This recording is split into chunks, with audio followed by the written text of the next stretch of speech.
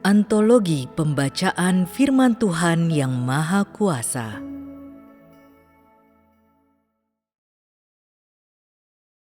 Pekerjaan dan jalan masuk. 8. Aku sudah mengatakan berulang kali bahwa pekerjaan Tuhan pada akhir zaman dilakukan untuk mengubah roh masing-masing orang, untuk mengubah jiwa masing-masing orang, sehingga hati mereka yang telah menderita trauma berat direformasi, dan dengan cara demikian menyelamatkan jiwa mereka yang sudah sangat parah dilukai oleh kejahatan. Pekerjaan ini adalah untuk membangkitkan roh manusia, menyingkirkan hati mereka yang dingin, dan memungkinkan mereka untuk diperbarui kembali. Ini adalah kehendak Tuhan yang terbesar. Singkirkan dahulu pembicaraan tentang seberapa tinggi atau dalamnya kehidupan dan pengalaman manusia.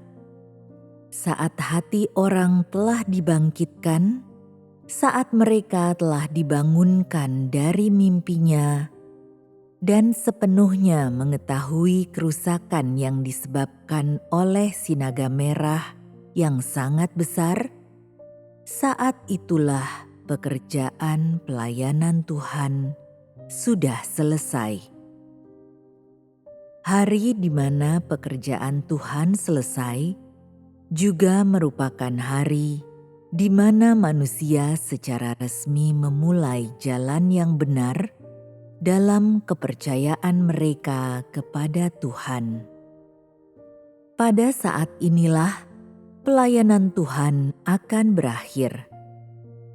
Pekerjaan Tuhan menjadi daging akan selesai sepenuhnya, dan manusia akan mulai secara resmi melakukan tugas yang harus ia lakukan. Ia akan melakukan pelayanannya. Ini adalah langkah-langkah pekerjaan Tuhan. Jadi, engkau harus mencari jalanmu untuk masuk di atas fondasi bahwa dirimu mengetahui hal-hal ini. Semua ini adalah hal yang harus engkau semua pahami. Jalan masuk manusia akan meningkat saat perubahan telah terjadi jauh di lubuk hatinya, karena pekerjaan Tuhan adalah penyelamatan manusia sepenuhnya. Manusia yang sudah ditebus, yang masih hidup di bawah kekuatan kegelapan, dan yang tidak pernah bangun sendiri dari tempat berkumpulnya setan-setan ini. Pekerjaan Tuhan adalah agar manusia dapat dibebaskan dari ribuan tahun dosa dan menjadi kesayangan Tuhan, sepenuhnya memukul jatuh sinaga merah yang sangat besar, mendirikan kerajaan Tuhan, dan menenangkan hati Tuhan dengan lebih cepat, mengungkapkan seluruh kebencian yang membengkak di dadamu, membasmi kuman-kuman berjamur tersebut, memungkinkanmu untuk meninggalkan kehidupan ini yang tak ada bedanya dengan kehidupan sapi atau kuda, untuk tidak lagi menjadi budak, tidak lagi diinjak-injak atau diperintah oleh sinaga merah yang sangat besar. Engkau semua tidak akan lagi menjadi bagian dari bangsa yang gagal ini, tidak akan lagi menjadi milik sinaga merah yang sangat besar yang keji, dan engkau tidak akan lagi diperbudak olehnya. Sarang para setan pasti akan dihancurkan berkeping-keping oleh Tuhan, dan engkau semua akan berdiri di sisi Tuhan. Engkau adalah milik Tuhan dan bukan milik kerajaan para budak ini. Tuhan sudah sejak lama sangat membenci masyarakat yang gelap ini. Dia menggertakkan giginya, ingin sekali kakinya menginjak-injak si ular tua yang jahat dan keji ini, sehingga ia tidak akan pernah bangkit lagi dan tidak akan pernah lagi menyiksa manusia. Dia tidak akan mengampuni tindakannya di masa lalu. Dia tidak akan menoleransi kecurangannya terhadap manusia, dan dia akan membalaskan semua dosa yang dilakukannya dari zaman ke zaman. Tuhan tidak akan sedikit pun membiarkan biang keladi dari seluruh kejahatan ini lolos dari hukuman. Dia akan menghancurkannya sama sekali. Selama ribuan tahun, negeri ini telah menjadi negeri yang najis.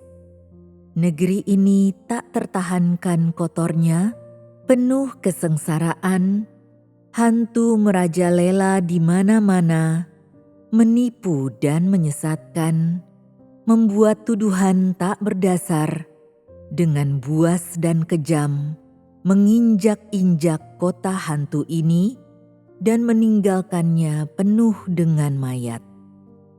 Bau busuk menyelimuti negeri ini dan memenuhi udara dengan pekatnya, dan tempat ini dijaga ketat. Siapa yang bisa melihat dunia di balik langit? Iblis mengikat erat seluruh tubuh manusia, menghancurkan kemampuan kedua matanya untuk melihat, dan membungkam mulutnya rapat-rapat. Raja Iblis telah mengamuk selama beberapa ribu tahun sampai sekarang, di mana ia terus mengawasi kota hantu ini dengan seksama, seakan-akan ini adalah istana setan yang tak bisa ditembus. Sementara itu, gerombolan anjing penjaga ini menatap dengan mata liar penuh ketakutan kalau-kalau Tuhan akan menangkap mereka saat tidak waspada dan memusnahkan mereka semua, sehingga mereka tidak lagi memiliki tempat untuk merasakan kedamaian dan kebahagiaan. Bagaimana mungkin penduduk kota hantu seperti ini pernah melihat Tuhan? Pernahkah mereka menikmati keindahan dan kasih Tuhan? Pemahaman apa yang mereka miliki tentang masalah dunia manusia? Siapakah di antara mereka yang mampu memahami kehendak Tuhan yang penuh hasrat? Maka tidaklah mengherankan bahwa inkarnasi Tuhan tetap sepenuhnya tersembunyi bagi mereka. Di tengah masyarakat yang gelap seperti ini, di mana iblis begitu kejam dan tidak manusiawi, bagaimana mungkin Raja Iblis yang menghabisi orang-orang tanpa mengedipkan matanya, menoleransi keberadaan Tuhan yang penuh kasih, baik, dan juga kudus? Bagaimana mungkin ia akan menghargai dan menyambut kedatangan Tuhan dengan gembira? Para antek ini, mereka membalas kebaikan dengan kebencian. Mereka sudah lama menghina Tuhan, mereka menyiksa Tuhan, mereka luar biasa buasnya, mereka sama sekali tidak menghargai Tuhan, mereka merampas dan merampok, mereka sudah sama sekali kehilangan hati nurani, mereka sepenuhnya mengabaikan hati nuraninya, dan mereka menggoda orang tidak bersalah agar kehilangan akal sehatnya. Nenek moyang, pemimpin yang dikasihi, mereka semuanya menentang Tuhan. Tindakan ikut campur mereka membuat segala sesuatu di kolong langit ini menjadi gelap dan kacau. Kebebasan beragama, hak dan kepentingan yang sah bagi warga negara, semua itu hanya tipu muslihat untuk menutupi dosa. Siapa yang telah menerima pekerjaan Tuhan? Siapa yang bersedia menyerahkan nyawanya atau menumpahkan darahnya bagi pekerjaan Tuhan? Selama generasi ke generasi, dari orang tua hingga anak-anak, manusia yang diperbudak tanpa rasa malu telah memperbudak Tuhan. Bagaimana mungkin ini tidak memicu murka? Ribuan tahun kebencian berkumpul di hati, dosa ribuan tahun tertulis di hati. Bagaimana mungkin ini tidak menimbulkan kebencian? Tuhan yang membalas dendam, menghancurkan semua musuhnya, tidak membiarkannya mengacau lebih lama lagi, dan tidak lagi mengizinkannya berulah sesuai keinginannya. Sekaranglah saatnya. Manusia sudah lama mengumpulkan seluruh kekuatannya. Ia telah mencurahkan segenap upayanya dan membayar harga apapun untuk ini.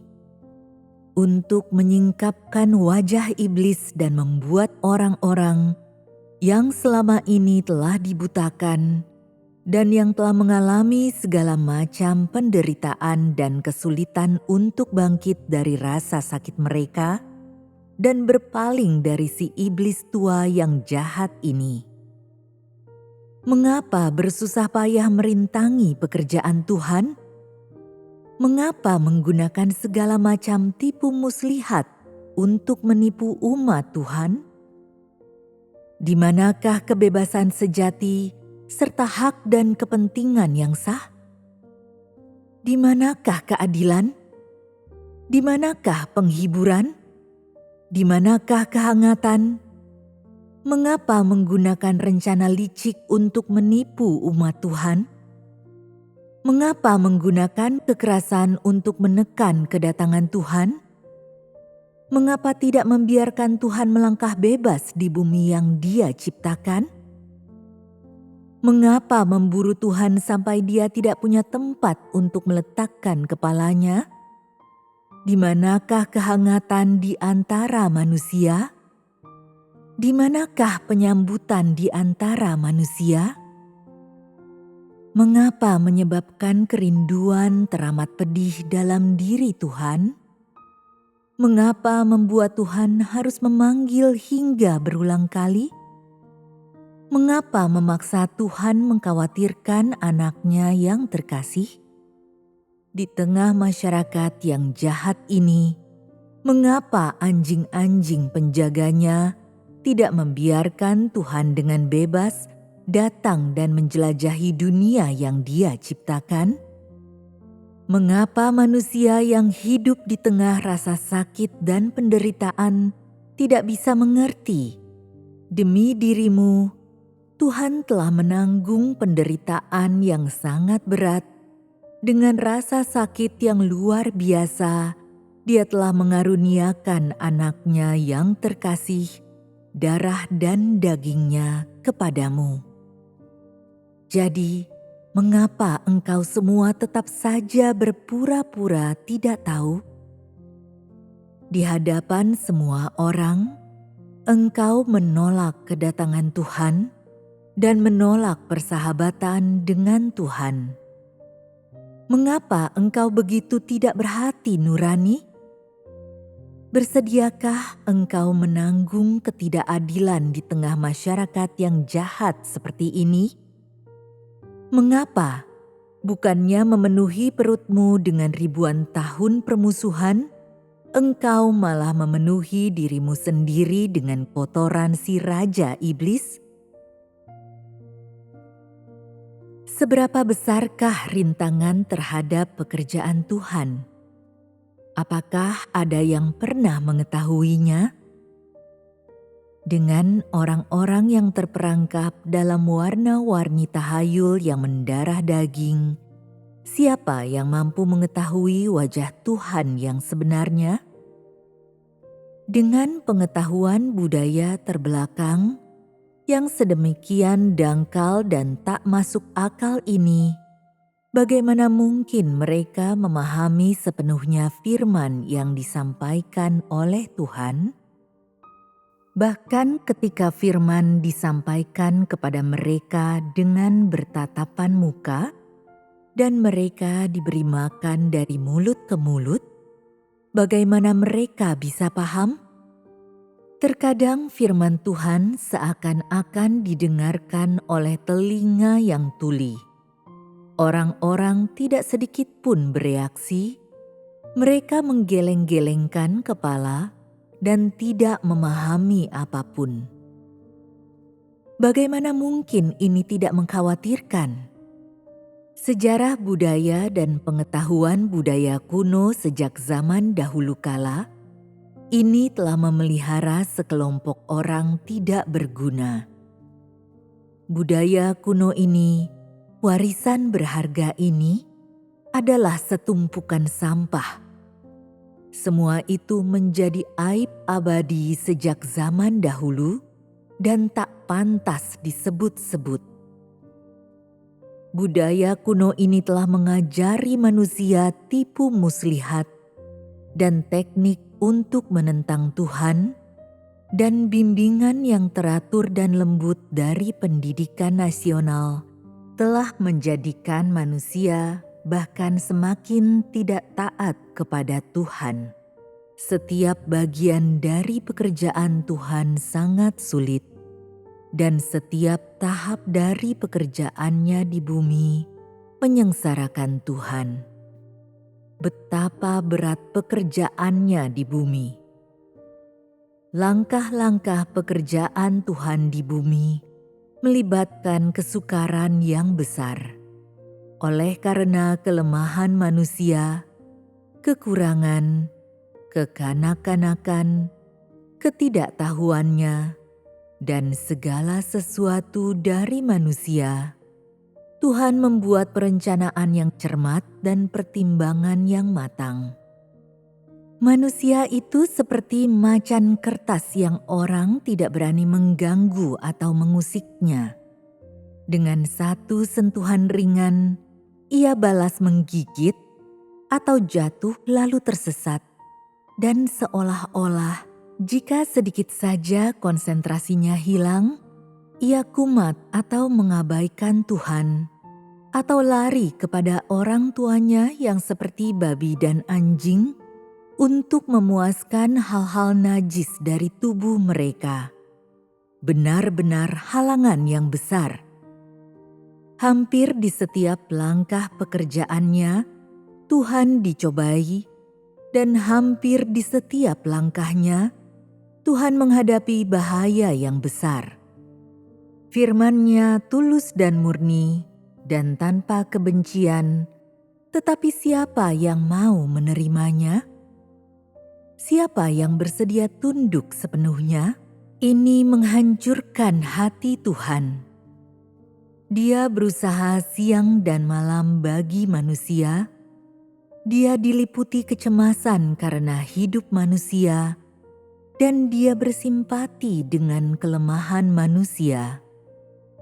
Dia telah menanggung banyak perubahan dan perkembangan tak terduga di setiap langkah pekerjaannya untuk setiap firman yang dia ucapkan.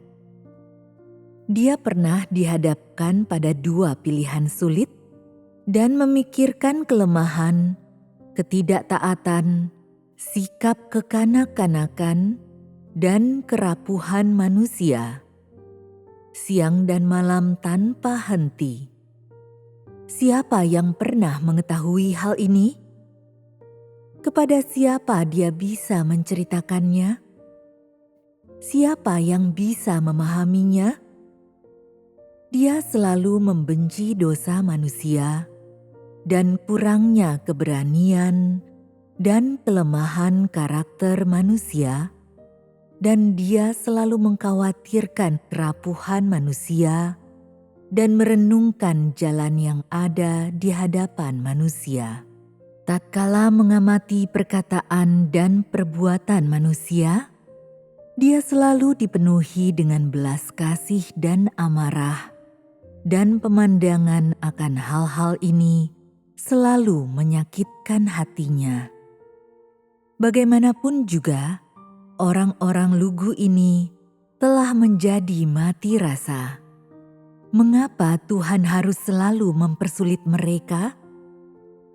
Manusia yang lemah benar-benar kehilangan ketekunannya. Mengapa Tuhan selalu merasakan kemarahan yang tanpa henti terhadap dirinya?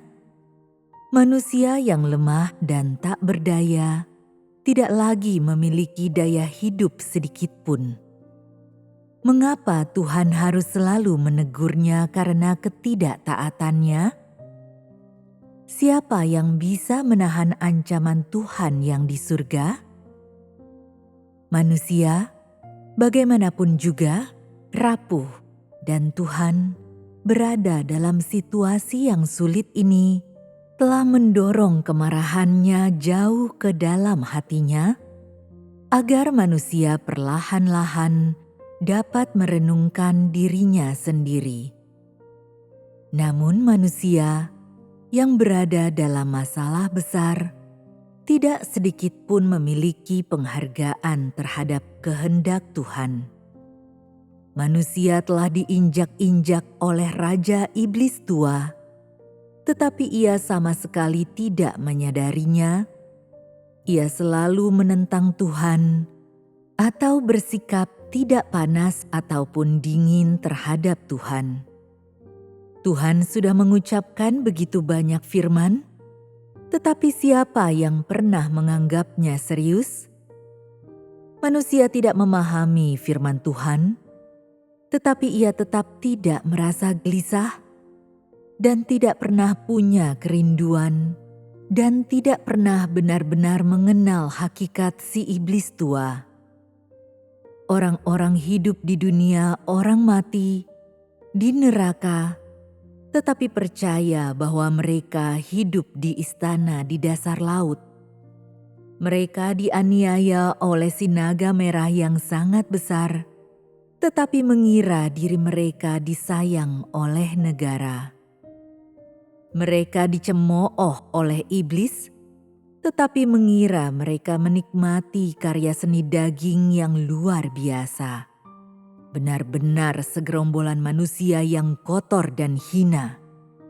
Manusia telah mengalami kemalangan, tetapi ia tidak mengetahuinya, dan dalam masyarakat yang gelap ini, ia menderita kecelakaan demi kecelakaan, tetapi ia tidak pernah terbangun karena hal ini. Kapankah ia akan menyingkirkan watak yang seperti budak dan menyayangi diri sendiri ini? Mengapa ia begitu tidak peduli dengan hati Tuhan? Apakah diam-diam ia memaafkan penindasan dan kesulitan ini? Tidakkah ia mengharapkan datangnya hari di mana ia bisa mengubah kegelapan menjadi terang? Tidakkah ia berharap untuk sekali lagi memperbaiki ketidakadilan terhadap keadilan dan kebenaran? Apakah ia rela memperhatikan dan tidak melakukan apapun ketika orang-orang meninggalkan kebenaran dan memutarbalikkan fakta? Apakah ia dengan senang hati terus menanggung perlakuan yang salah ini? Apakah ia bersedia menjadi budak?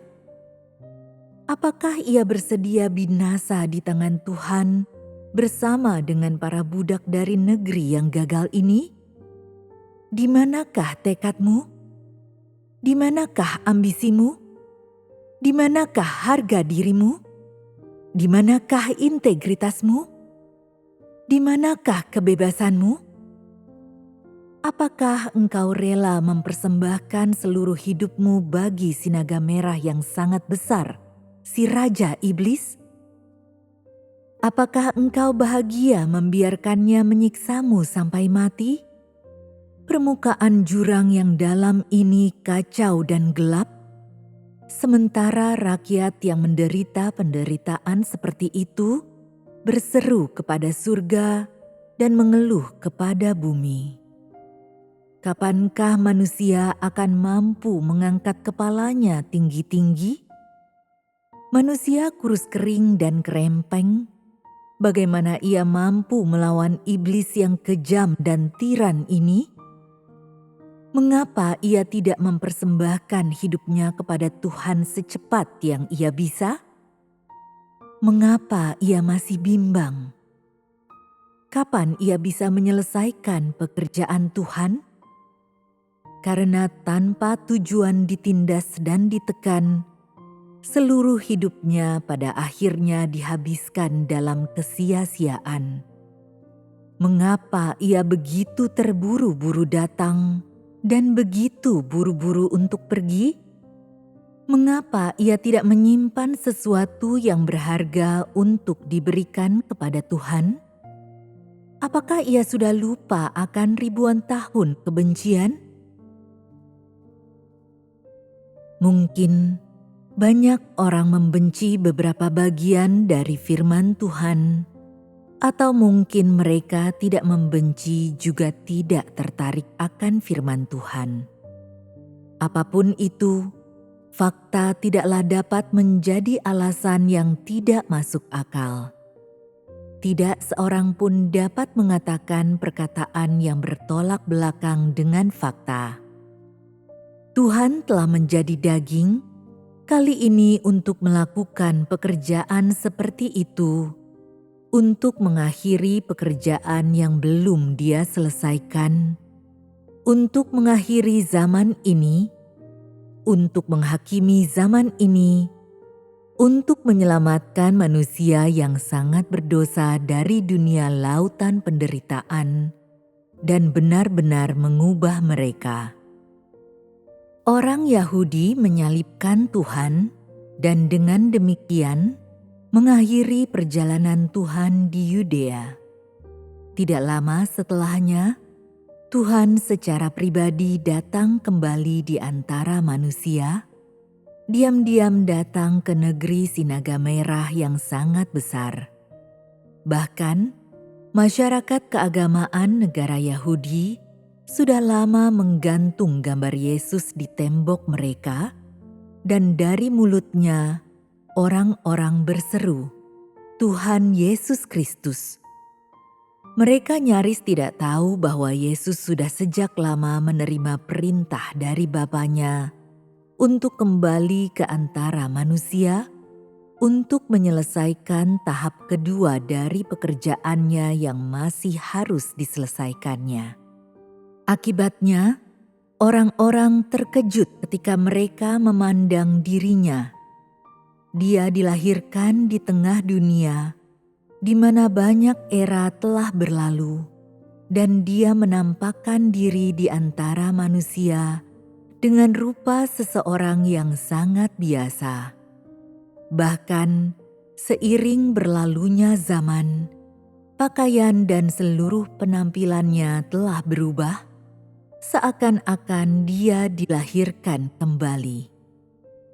Bagaimana manusia bisa mengetahui bahwa Dia adalah Tuhan Yesus Kristus yang sama, yang turun dari salib dan dibangkitkan? Dia tidak memiliki sedikit pun bekas luka, sama seperti Yesus tidak memiliki keserupaan dengan Yahweh. Yesus zaman sekarang sudah lama sekali tidak memiliki pembawaan dari masa yang telah berlalu. Bagaimana manusia bisa mengenalnya? Thomas si muka dua selalu meragukan bahwa Dia adalah Yesus yang sudah bangkit, dan selalu ingin melihat bekas paku di kedua tangan Yesus sebelum ia bisa membuat pikirannya tenang.